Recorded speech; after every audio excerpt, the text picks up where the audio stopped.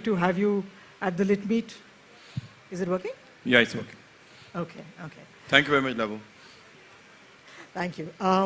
So I'm going to jump right into this because we've been running a little bit late. Obviously, the thing that we've all been thinking about and hearing about is Ganguban, which is based on one of your stories from Mafia Queens of Mumbai. But the thing is that in the film, the way we saw it and the story, there seems to be a little bit of a difference because there are lots of new characters which have been added.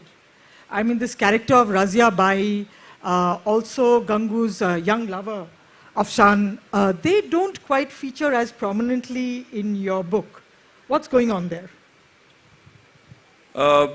See, actually, the methodology that I take while writing books is that whenever I interview people, so a certain fact needs to be substantiated by at least two people. So when two people will be in agreement in commonly about that particular part, it goes into my book. But if there is only one person who talks about it, then I will keep that detail out. I mean, for the fear that if I may not be able to substantiate, then perhaps it will look very bad on my part, on my reputation as a journalist. Coming to this part of this young lover boy, Mr. Bhansali had called me for a meeting with Alia, and they both wanted to know more about this woman. Now, and then I started telling him a lot of stories. So then he asked, is there something which you have not included in this book? I would be more interested in that detail. Now, I had access to one guy, one tailor in those Kamatipura streets. He used to have a shop behind A to Z Tailors, and his name was Ashfaq. There was this Irani cafe. You have seen that Irani cafe? Yes. And there's this shop there of A to Z Tailors, that Master Ashfaq. He used to tell me fantastic stories about Gangubai and the way they both bonded, and there was some kind of rapport and also a subtle romantic hint. So now, when I tried to corroborate this from other sources, I could not corroborate what Mr. Ashfaq Sahab has told me. But I told, when Mr. Basari asked this question, I told him the story of this tailor, young tailor, and the rapport he had with Gangubai. And then he liked this character very much. And then he changed his name from Ashfaq to Afshan, and he's in the movie. But Hussain, this is such a juicy detail. I mean, you must have hundreds of juicy details unverified like this. Why don't you just slip it into the book? See, as I said, this is non-fiction, and I only want to write those things which can be found in a record somewhere, in a newspaper clipping. Some interviewer has told me this, or at least I can fall back and say, this is my reference. These are my citation. Because, you know, for any non-fiction book, even a publisher wants to know from where I'm citing this particular detail. So, like, there were certain controversial parts which, you know, I don't know if you're aware, there's a long-standing legal suit that we had to, you know, defend ourselves when their relatives, Gangubai's adopted son, took us to court. So he said, from where have you found this particular detail? So I gave a reference of one journalist, Suhas Bhivankar, who was the chief reporter of Urdu Times. So you have to be ready with these references and citations when you're writing non-fiction. This story of this tailor, young tailor, I could not support enough with evidence and with references, so I kept it out. And is Razia Bai also a fiction of Bhansali's imagination, or? Razia Bai was, I would say, a bit exaggerated characterization of a villain in Gangubai's life. Okay. So it was a woman who just thought that Gangubai is an outsider, she's too young, and she will not be able to do anything for these girls of Kamatipura. Now, I guess Mr. Bhansali wanted that character to be villainous, and he wanted that character to be, you know, people should hate that character. So which is why I think they transformed Razia Bai into what we see on the screen. Right, right, okay. Coming to this thing about Gangu's adoptive children, now filing this case saying that they don't want their mother to be seen as a prostitute or something like that. What is the truth in that? Was she actually a prostitute? Was she not? I mean, she was forced into this business. She's a victim. I mean, her lover had sold her in Kamatipura, and her initial years were spent, or rather, she was exploited as a prostitute against her wishes. It was much later that she decided that she will not be a victim anymore. So in my book, I was trying to project her as a crusader. Mr. Bansali took that to the next level, and he kind of made her a winner, a game changer for the women in Kamatipura. Okay. Can I ask you what you thought about the film? Oh, it's fabulous. You know, normally as a writer, I disagree with a lot of movies in the way they are, adapted from a book. I have a lot of issues whenever I see them on the screen, and I've often argued with my director saying that, boss, this is not the way, you should not be doing this. Mm-hmm. And then my directors have told me, Hussain Saab, you have written the book, that's enough, we are making a 50 crore movie, we know this business well, so you please stay out of this. I see. So, yeah, so there were a lot of disagreements earlier, but for this one, I would say that Mr. Bansali had been very close, very accurate to the characterization. In fact, by the end of the movie, I felt moisture in my eyes the way Gangubai was portrayed on the screen. Okay. The other thing is also, Hussain, Mafia Queens, the book, has a very interesting take. For people who've read it, they would know. It's about the families, the wives and families of gangsters who are either jailed or dead or on the run. And you've talked about how they either took over the business or kept it going when they could have chosen to just, slip into anonymity. So this very interesting angle of the wives and families, was it very difficult to access them as sources and understand and get their stories? I don't know if my audience would have read about or read the book Mafia Queens. It is divided into 3 sections. Right. There are first, I think 5 or 6 profiles are only about those women who became a mafia queen by sheer choice. For example, Jainabai Daruwali, the first story, who brought about the truce between Pathans and Dawood. Then there's this Papa Mani. Papa Mani was a rack picker in Dharavi area. She was a Tamilian woman. She was brought to Mumbai and sold. But this rag picker decided to join hands with Chhotarajan Mudaliar, and then she became herself a drug lord in Mumbai. Then there is this Sapna Didi, and then our Gangubai. So these were the first initial profiles who were not related to any gangsters, but they decided to, grew or they become big in their own arena, in their own orbit by the sheer power of their determination and will force. But the second section is about the wives of dons.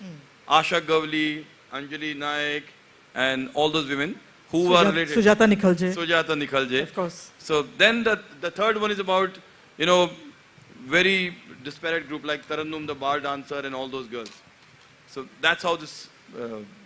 But what I was asking you is, how were you able to access, or how were you able to get them to speak, for instance? Because they typically would not have wanted to be associated with their husbands, lovers, all these men who were on the run, or very well-known criminals. So how did you draw them out? How did you... Wives normally, there is like Asha Gavli. Whenever you go and talk to her, she has no problem in saying that, oh, Arun is an innocent victim, he has been framed. So you go and talk to her for 10 minutes and she'll sit with you for 2 hours and talk to you. So Neeta Naik became a politician, but she was wife of Ashwin Naik, and she joined politics only to protect her husband. So they were quite open in talking to me. I didn't see any reservation on their part where they were not willing to speak to me. Okay. In a similar vein, I do want to ask you actually about your sources for other books as well. This is a very difficult world to break into, but you've given us in most of your books very granular inside details. The thing that stayed with me was this description of what Dawood probably looks like now. Tell us a little bit about your process for getting this information. See, it's a process which happened over a period of decades. I would not say months or weeks. So over a period of years, I was developing sources as a crime reporter. And I was talking to these people. So you develop certain bond, certain trust, certain credibility with these people from the gangs. And once when they realize that you have no affiliations, you have no sympathies with the opposite gangster, so they kind of start opening up and they start talking to you. they realized that my job is, my loyalties are only with this newspaper of mine when I was a reporter, or with this book which I'm doing. I will not go and convey this bit of information to the rivals, and I'm not going to make a fast work out of this piece of information. So they kind of opened up, and then they started talking to me. That's how I managed to cull out that much information and made it part of my book. So you will see that sometimes I've mentioned the sources, and sometimes I've not. I've just protected my sources, which have brought so much of depth to those stories. Okay, okay. It's also interesting because there are portions in your non-fiction work where we don't know whether it's something that you're recreating or it has been reported to you exactly the way that you've written it. The description of Dawood, for instance. Tell us if there was a little bit of creative license there as well. So I'll tell you that as a writer, I tried to follow one small principle that don't write a story. You have to not tell the story. You have to show the story. So if you see that I'm not great with words, I cannot craft a very good language, or I'm not very good at writing fantastic the way so many other authors are gifted with. But as a reporter, I try to give enough description that my readers can imagine that as if they are part of the scene. Now, once when you have a lot of information, and say you have a huge bunch of information you want to convey, how will you convey? So you start describing it in a way. Now, as about creative liberty that you're talking about, I say maybe 2-3%. For example, if it's night, I assume it has to be a dark night. It has to be certain eerie element to that night. For example, if two Muslim gangsters are meeting, they will not say namaskar, they will say salam alaikum. So those are the creative liberties which I have taken in my book, and I think that my readers will understand that these are not blasphemy. I have not gone beyond my brief of being a non-fiction writer when I do these things. Actually, I was referring to some very insider details where you're talking about how Dawood reacted to a certain thing, or how Chhotarajan reacted to a certain thing, and conversations. How are you privy to all that? So, for example, I don't know if there are any journalists sitting here, and I'm very afraid if I start talking about sources, it will get reported. I'm trying to avoid names, but I'll tell you that I know a lot of people in Karachi, in Dubai, in other places who are like close to Dawood. They see Dawood on daily basis. And if at all I have to call them or I have to message them, they will be able to give me a lot of information. For example, Dawood's birthday on 25th of December. Now, what was the size of the cake? How did they celebrate? And how much of champagne had flown in that celebration? I have all these details, and from the persons I have heard this thing, but I can't name them. So it's because you have built those sources there, you can write those stories. You can tell us these details. It's so interesting. Please tell us what his birthday cake was like and how much champagne he used to celebrate, and please tell us those things. Or are you afraid of a supari on your name? I mean, that I was when I was young, but not anymore. Okay. No, but so, again, the conversations and things like that, they come from sources. Yeah. How do you know that you can rely and trust those sources to give you somewhat accurate information? See, as I said, that there is always a process of verification and cross-checking details. So, for example, I just mentioned about the size of the cake and the champagne. There was no way for me to call somebody else and say, is it true? I mean, whatever information I have just received, is it factual? So because I could not verify this detail, you will not see that becoming part of my book in any way. So, but the thing is that all those sources are very reliable people, and sometimes if I feel that I'm being used to plant a particular piece of information, I will desist from writing it in my books or reporting on it. Have you ever felt threatened? Have you ever looked over your shoulder to see if somebody's so many times training a gun on you? No, so many times. Tell us a little bit about that. I mean, tell us one incident when you were really scared for your life. Twice in my life. I was working for Midday newspaper, and I got a call on the landline. This is the craziest incident of my life. I've narrated this so many times. I mean, those who have spoken to me earlier, they know. I got a call and the man said कि जो आप कर रहे हैं आप उसको रोक दें, वरना हमें पता है कि आपका बच्चा कौन से स्कूल में पढ़ता है.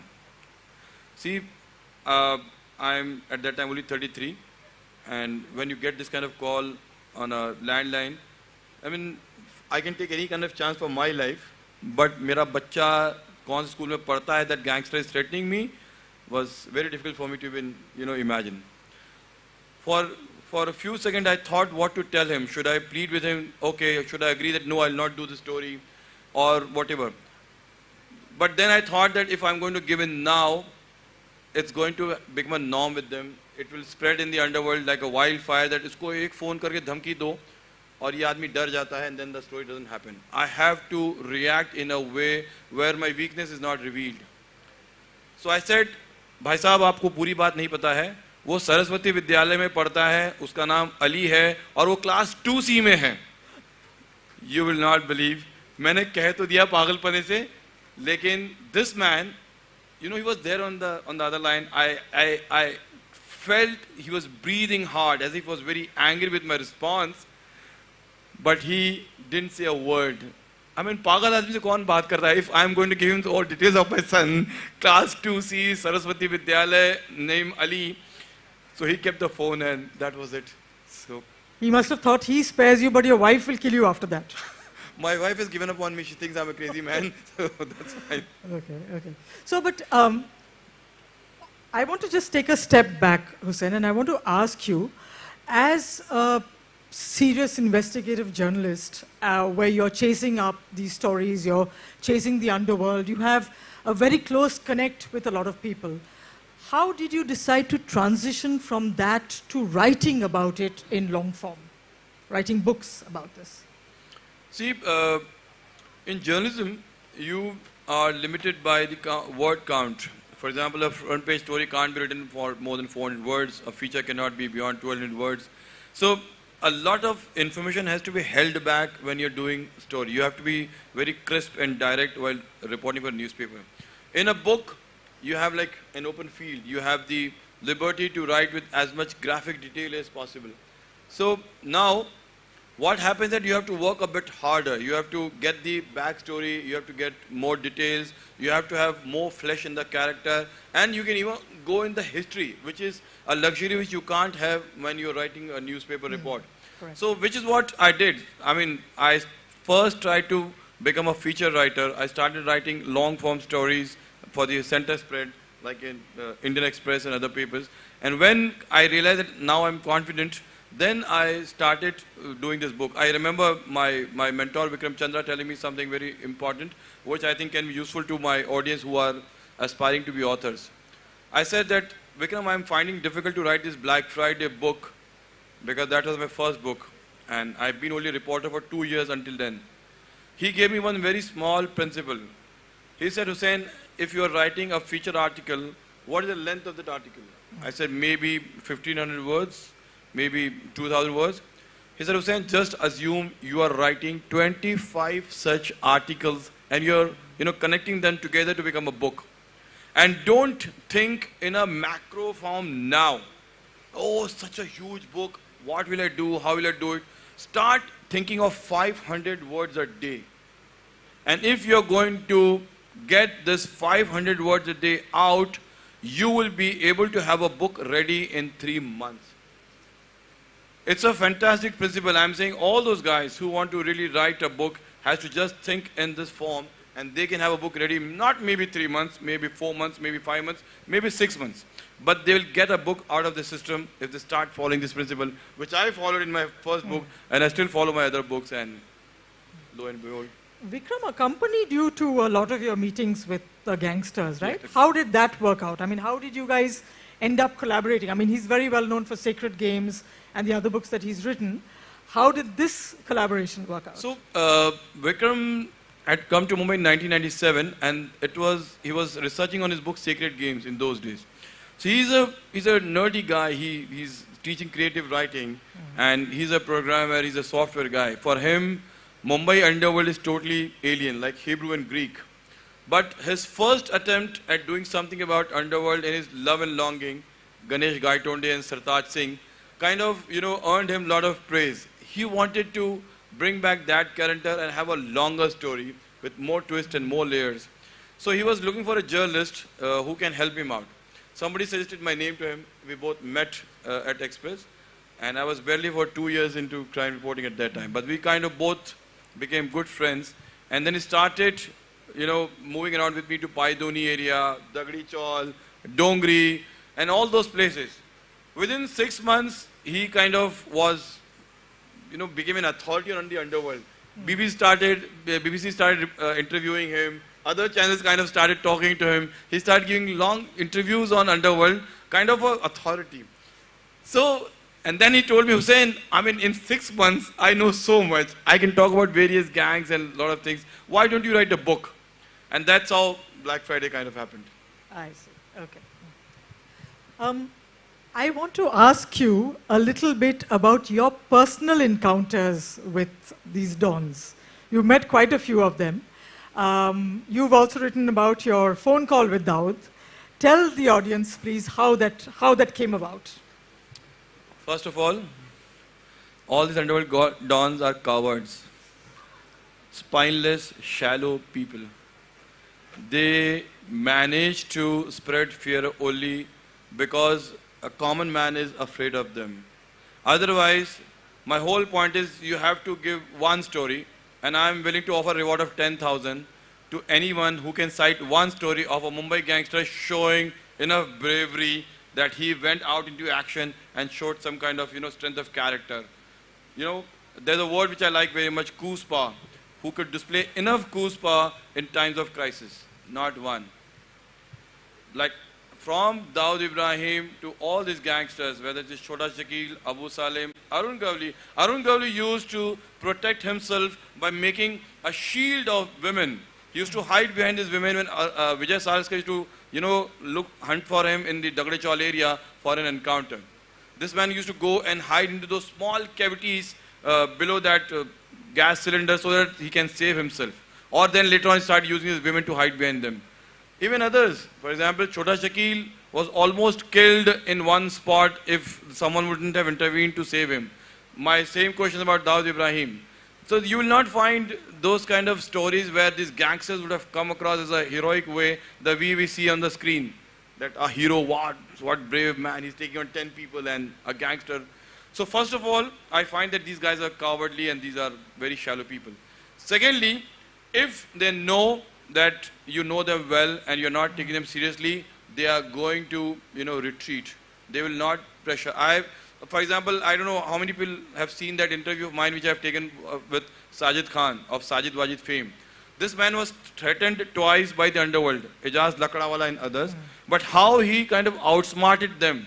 He said, my business is very bad. Can you, lend me some money? I need some loan from you. And Ijaz Lakdawala kind of ran up. So my point is that if you talk to them smartly and you know them very well, they will not be able to harass you.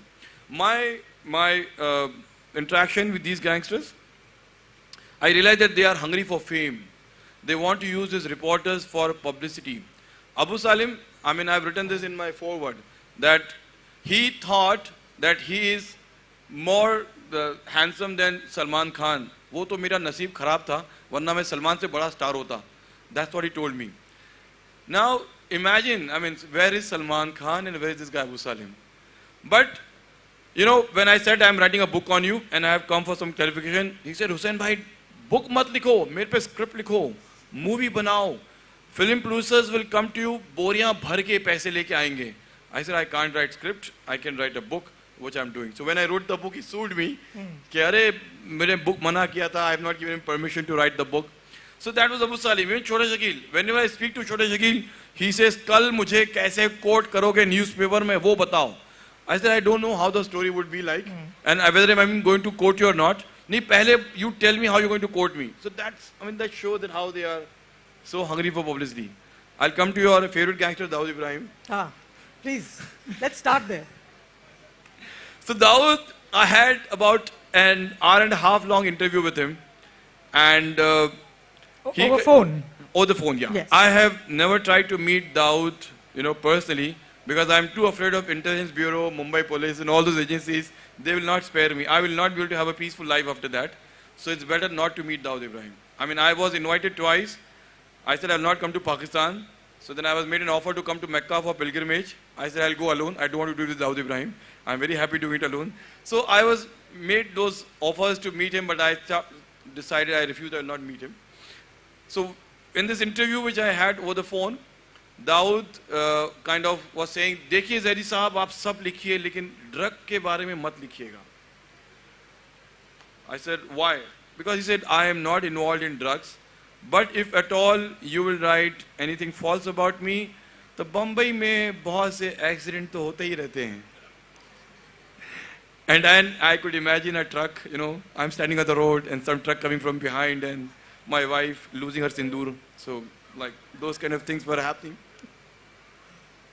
No, but tell us how that phone call happened. It's very interesting. You were waiting and then for people who haven't what read the happened was book, that I had interviewed, or by then I had met all the gangsters like Ashwin Naik, Abu Salim, Chota Shakil, Arun Gavli. Almost all the big players in the underworld were either interviewed or I've spoken to them. Dawood was the only guy till 1998 whom I have not spoken to or have not met.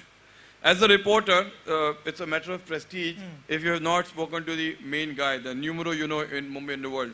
So I thought I want to interview him. So there was a particular source of mine who was very close to Dawood. But he says, if you will speak to Dawood, your phone will be constantly under surveillance. You will be watched by the agencies and you will not be a free man anymore. So if you will speak to him, then after this, we will never meet. But I'll set up your interview. So I kind of agreed to pay this heavy price because I wanted to interview Dawood. And then he says that in those days, we were carrying a pager. There was no mobile phones in those days. Yeah. So he says you will get a message, and when you will get a message, you have to call this number, which was actually PCO booth in Dongri area. You know, in those days, there was PCOs, there was STD booths where you can make calls to Dubai and other places. So he says from that number, local number, you will call this PCO and I will connect you to Karachi. So then I got a message after a few days on my phone where I was asked to call on that particular number. I was passing through an area called Kalina in Mumbai. There was this Lucky Hotel. I got out from a rickshaw, I called from this phone in Lucky restaurant to this PCO booth. He kept me on hold and then I could hear some calls getting connected. I think maybe 3 calls were connected from one after another from one phone. They all were trying to dodge the intelligence agencies so that agencies could not track them, that where is Dawood or where is this number going. So then I heard one guy coming on the phone and he was speaking in a very polished and suave Urdu language. Now for me, we all have seen gangster movies where a gangster has to be, you know, mouthing expletives and, you know, using coarse language. So when this guy... Or being tapori. Haan, tapori hai, kya karela hai, those kind of types. So I thought that maybe, I mean, Dawood is going to be the same guy. Haan, bol bhe, kya mangta hai? I thought maybe I'm going to get this response on the phone. But when the guy came and he said, ke, farmaiye, main aapki kya khidmat kar sakta hoon? I thought maybe, I mean, it's some Pakistani guy who is being operated for Dawood Ibrahim. And now I come from Lucknow. I mean, Lucknowis have a bit of arrogance about their own Urdu. Nobody can beat them in Urdu language. I know if there are Lucknowis, they will agree with me. I said, how dare some Pakistani can get better Urdu from a Lucknowi? So I said, aapka isme girami kya hai? So again, like showing off my language. Yeah. And this man says, aap mujhse guftagoo karna chahte the. Main Dawood Ibrahim bol raha hoon. You know, for a moment, I was stunned. Dawood cannot speak this Urdu. Then I thought, no. Oh, that was what you were stunned about. Yes. I mean, Urdu is very good. See, we all know he's a tapori. He's a class 6 dropout. He has never gone to a proper school. His parents were like Konkani Muslim who cannot speak Urdu. How can a man who has no background can speak this Urdu? But well, what then I thought maybe problem. he's in Pakistan, Karachi, and Karachi wala know a bit of Urdu.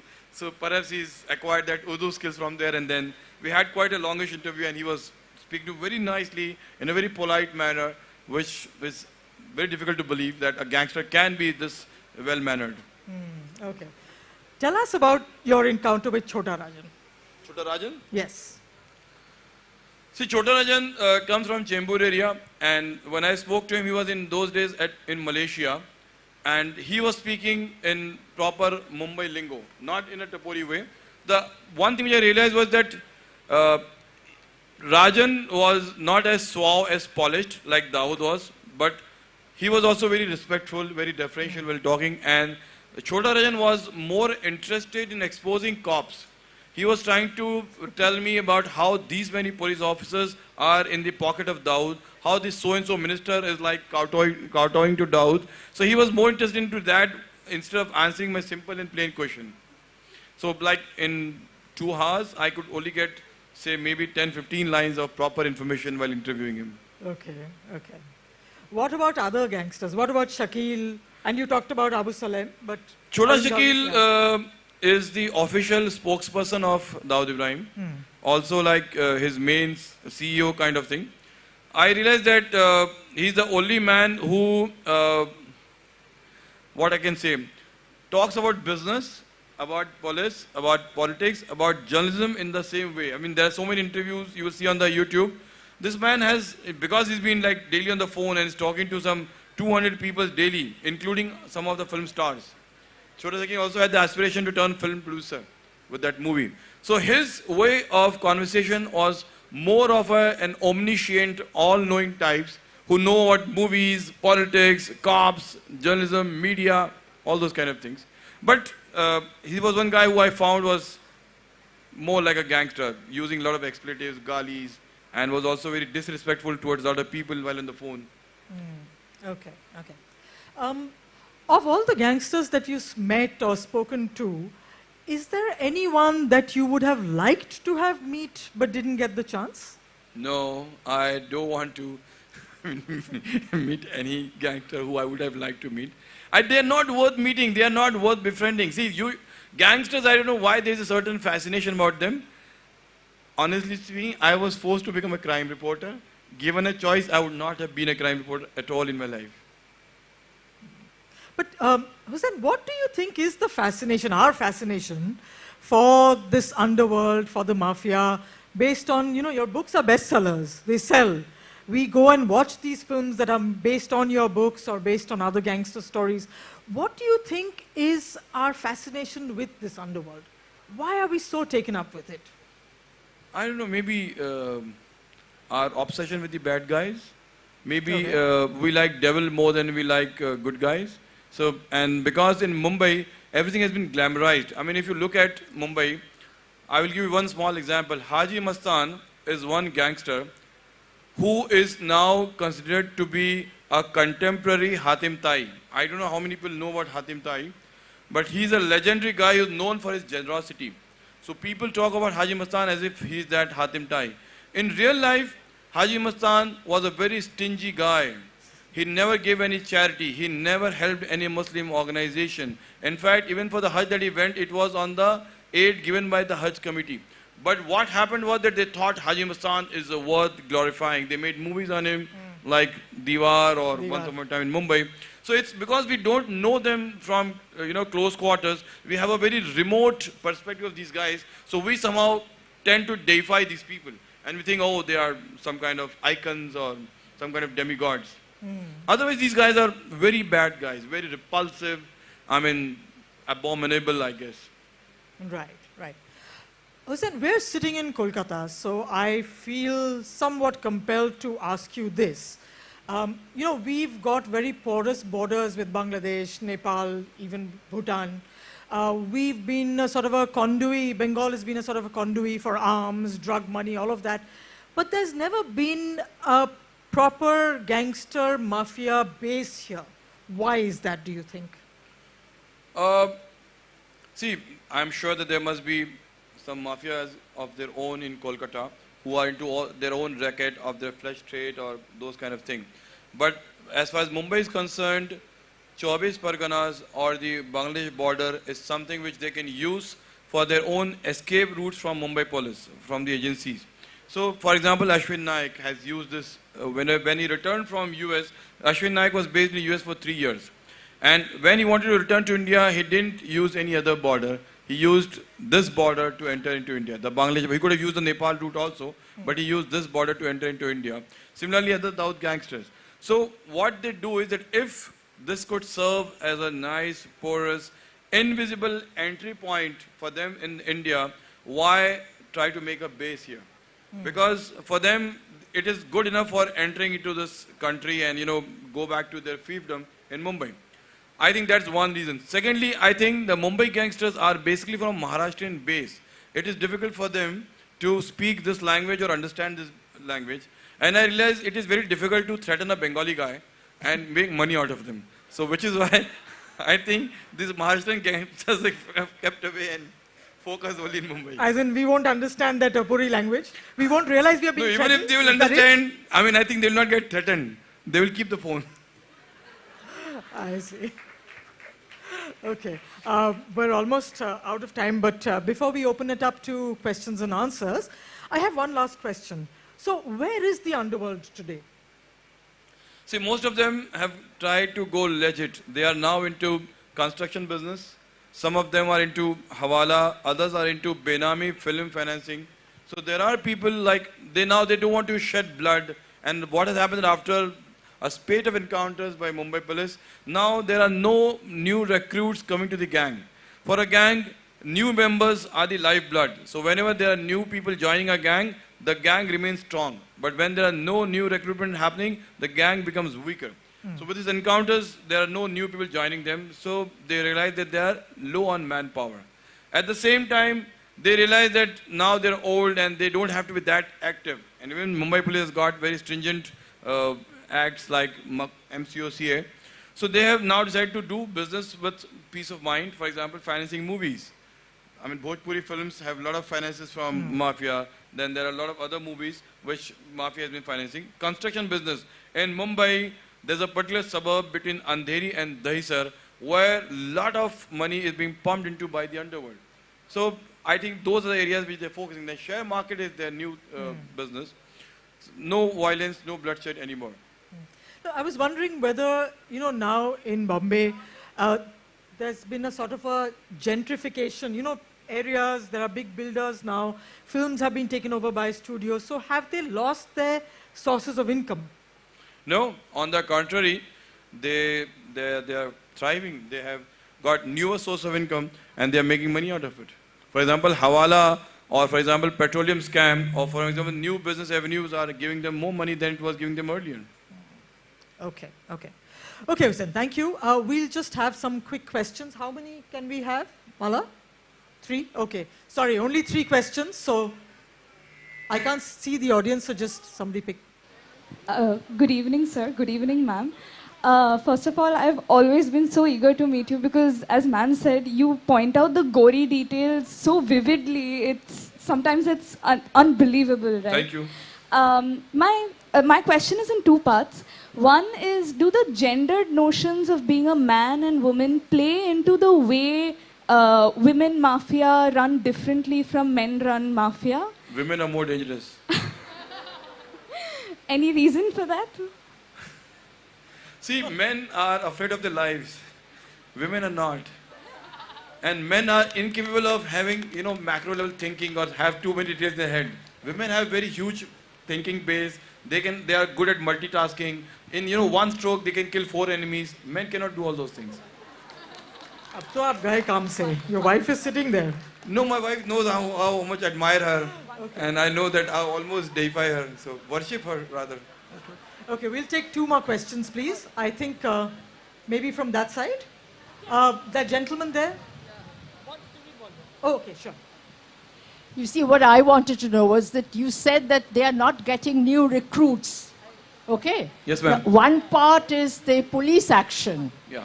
But changing socio-economic conditions, do these also affect that? Because you see, if young people, they have better opportunities elsewhere, why should they come into crime?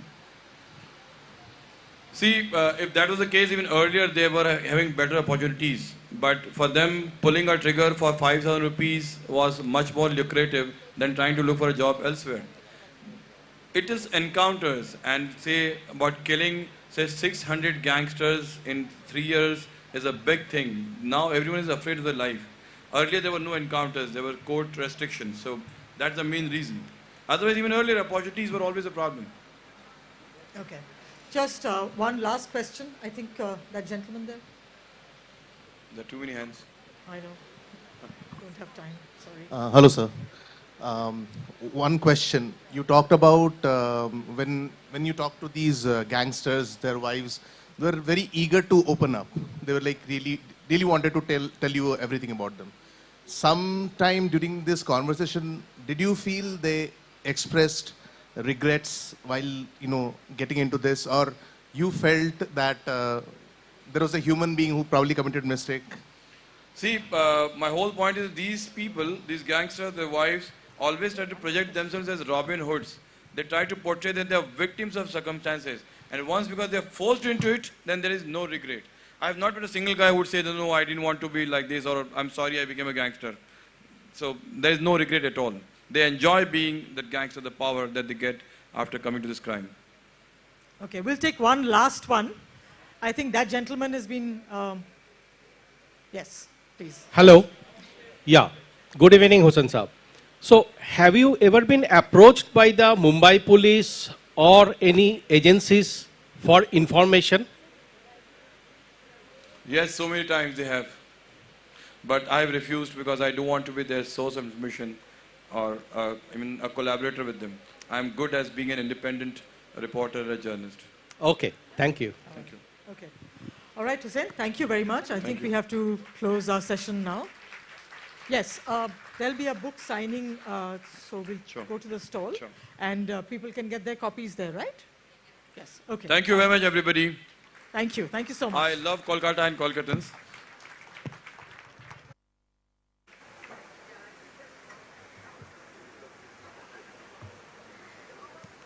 Thank you so much, sir.